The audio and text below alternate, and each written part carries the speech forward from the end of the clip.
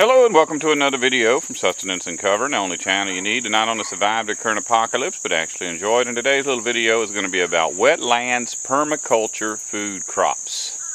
Because all my life I've been told that you cannot plant fruit in a wetlands, and just to test the theory, I have planted fruit and have come to discover that there are things that will grow in wet ground. Now this looks terrible.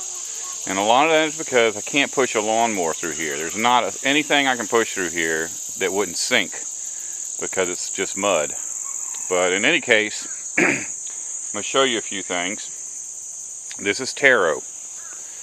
Now I planted about 51 of these over here and only 2 came up. I don't know if the bulbs were bad or if it was just too wet for this taro. I've been told that there are taro that are water taro that you can actually plant underwater, and then the others are land taro. But all taro wants some amount of moisture in the soil. They cannot live where it's not at least a little bit moist. Now I know that you can eat the roots. They taste like potatoes.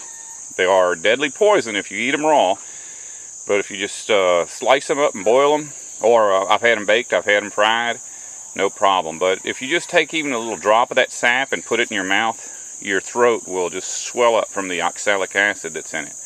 I've also been told you can eat the stems and the leaves as a green. Just got to boil them as well.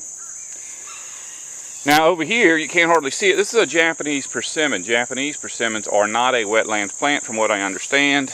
I know you can't even see that because it's got so many vines. And this one's going to have to take some work. I can't just let that go.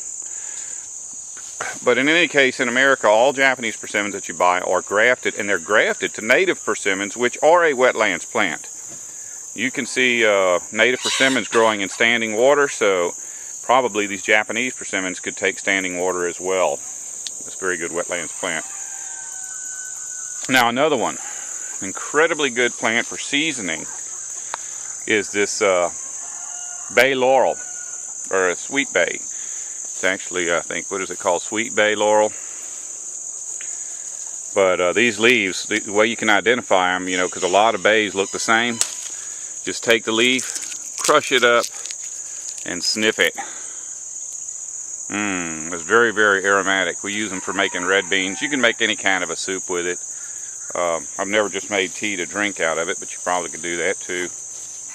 Very, very aromatic. Good plant to have for seasoning. Now as we come around here, there's a pecan tree. Pecans, and I think everything from the hickory family, is adaptable to wetlands. They don't like to have wet feet for 12 months of the year, but from what I understand, they can actually grow in standing water for 6 months of the year with no ill effects.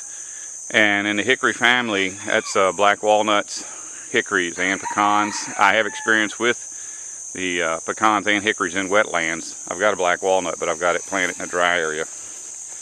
Now there's another persimmon, Japanese persimmon, and here's one as well. These are very young, and they all started off with fruit this year, but I got 2 varieties back here, and one variety lost all its fruit and the other didn't. And I suspect that one of them just a little bit younger than the other, and after a few years it'll keep its fruit. This one here has been around for about 3 years. See, that's what the persimmons look like. And after 3 years, it's got 3 fruits. However, I have had some that are 3 years old with 40 or 50 fruits. And here's one that's only 1 year old. In fact, I don't know how old it was when the lady sold it to me. It was probably only 2 years old when she sold it to me, and I've had it for about 4 months. And it looks like it's got 5 persimmons on it. And let's see here. Now see, this is another bay, but this is a loblolly bay, not for food. Although when I first got it, I tried to use the leaves for food, and it really didn't add much flavor to stuff, but it didn't kill me either. So there you go. Now a trick that you can use if you have a swampy area and you found a hill of dirt, then this is a squash, and the hill of dirt is actually one I created. This used to be where I dumped my composting toilet, and after dumping my composting toilet there for a few months, I went ahead and got some topsoil and put on it, and a little cow manure, And this is what we got. Squash is growing. In fact, look, it's growing up this tree.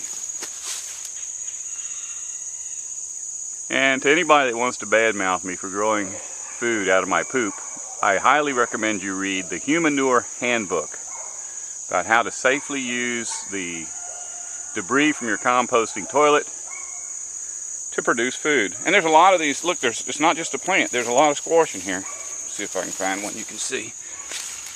Oh, there's one. Got to get away. The bees are busy on it this morning. Oh, and here around the back. And like I said, it's not a wetlands plant. It's just that I put a pile of dirt up so that's higher than the wet area. And so that I don't have to water, fertilize, do anything back here. Let's see, now another one that's very popular for swamps, and it's a native species of the Louisiana swamps, is Mayhaws. Full name is May Hawthorn. I'll show you one of those. And these have never produced for me. I don't know how old they have to be to produce. But they supposedly make the best jelly in the world, and people will pay top dollar for a Mayhaw jelly.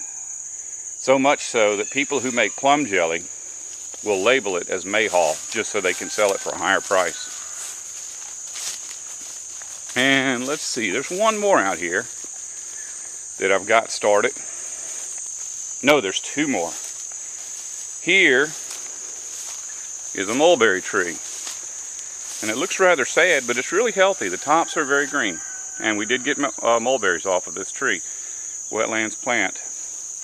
And one last one that I've got out here that has gone well. And I have planted a lot of fruit trees in swamps that have not gone well. Oh, and here's something just incidentally that has come up for me throwing out seeds, is cattails. I would love to say that, you know, you can grow those intentionally, but we're 10 years down the road or 15 years down the road on this project, and this is all the cattails I've gotten to grow back here. Very good food source though, if you can get them going. And here's one final last tree, if I can find it. I hope I can find it so I don't look bad making this video. This is quince.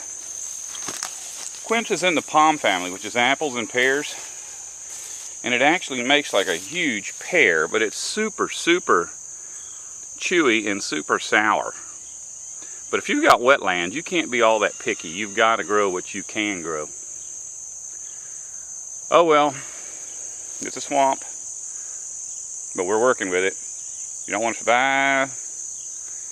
Don't listen to me.